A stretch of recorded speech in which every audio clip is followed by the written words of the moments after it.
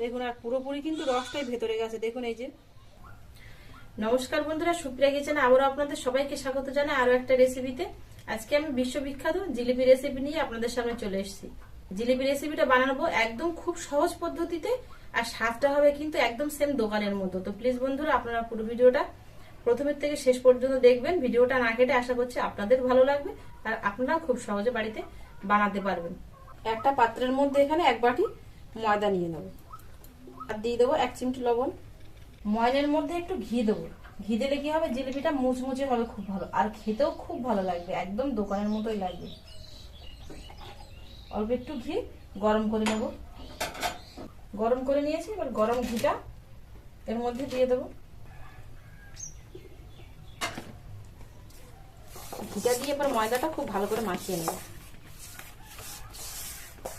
ঘিটা দিয়ে ময়দাটা মাখিয়ে নিয়েছি, এবার অল্প অল্প জল দিয়ে ডোটা মাখিয়ে নেব।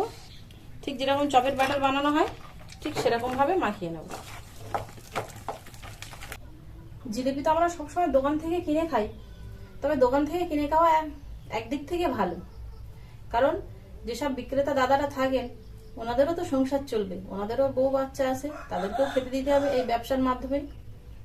তবে কি বলেন তো, বাড়িতে যদি খুব সহজে বানানো যায় আর বানিয়ে সবাইকে খাওয়ানো যায়, তাহলে কিন্তু নিজেরও খুব ভালো লাগে যে বাড়িতে বানিয়েছি, ভীষণ একটা ব্যাপার, নিজের হাতে বানিয়ে খাওয়াচ্ছি, সেই জন্য বাড়িতে বানানো। নইলে কিন্তু দোকান থেকে কিনে না আসা একদিক থেকেই ভালো।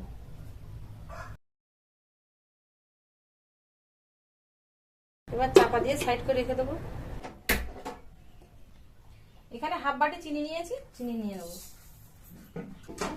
একটু চটচটে শিরা বানিয়ে নেবো। চটচটে শিরা বানালে কি হয়, মিষ্টিটা খেতে ভালো লাগে কিন্তু।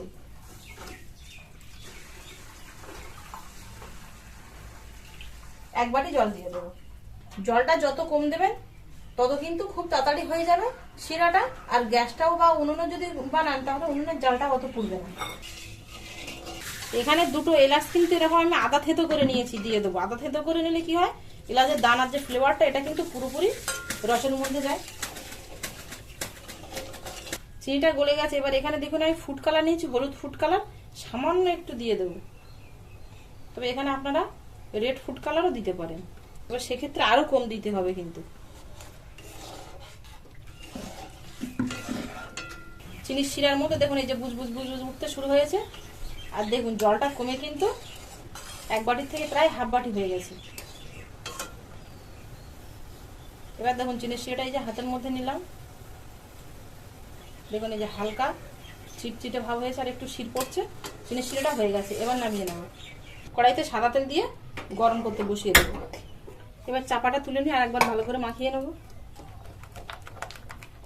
এবার এখানে 1 প্যাকেট ইনো নিয়েছি, তবে হাফ লাগবে, পুরোটা কিন্তু লাগবে না, অল্প একটু তো, হাফ ইনো দিয়ে দেবো।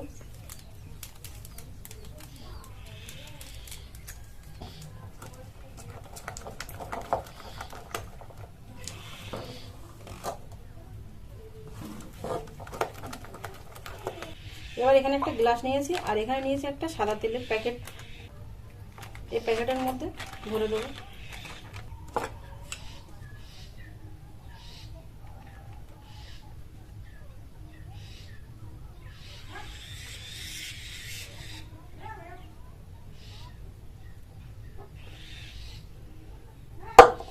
মুখটা ভালো করে এইভাবে চেপে ধরবো যেন ও সাইডে না চলে যাবে, আর এখান থেকে আমি সামান্য একটু কেটে নেবো।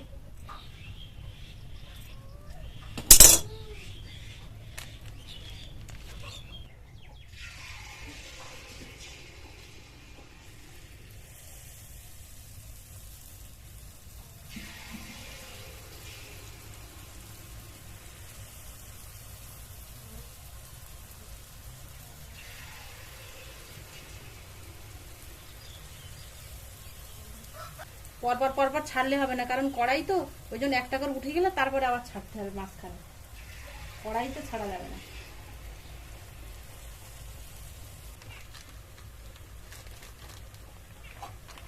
এগুলো ছাড়িয়ে যাবে আর নইলে জড়িয়ে যাবে।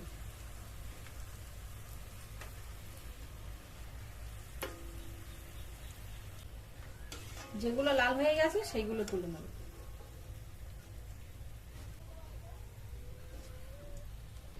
জিলিপিগুলো সব ভেজে নিয়েছি, দেখুন কতটা মুচমুচে হয়েছে। এবার জিলিপিগুলো মিষ্টির রসে বুড়িয়ে নেব। চিনির রসের মধ্যে কিন্তু দিয়েই তুলে নেব, বেশিক্ষণ রাখবো না, এ কিন্তু সঙ্গে সঙ্গে রস টেনে নেয়।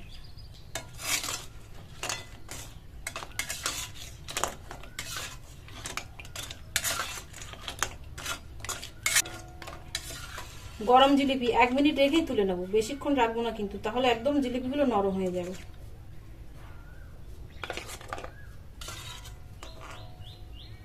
রসটা ঠান্ডা হয়ে গেলেও জিলিপিটা কিন্তু গরম আছে।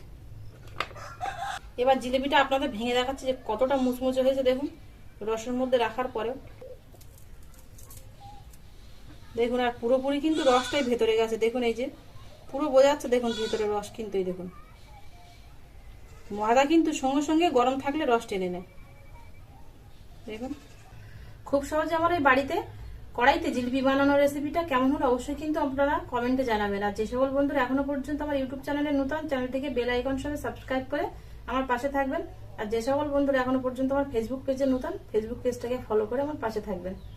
এতক্ষণ আমার সঙ্গে থাকার জন্য আপনাদের অনেক অনেক ধন্যবাদ। আবারও দেখা হচ্ছে আপনাদের সাথে পরে নতুন কোনো রেসিপিতে। ততক্ষণ আপনারা সবাই ভালো থাকবেন, সুস্থ থাকবেন।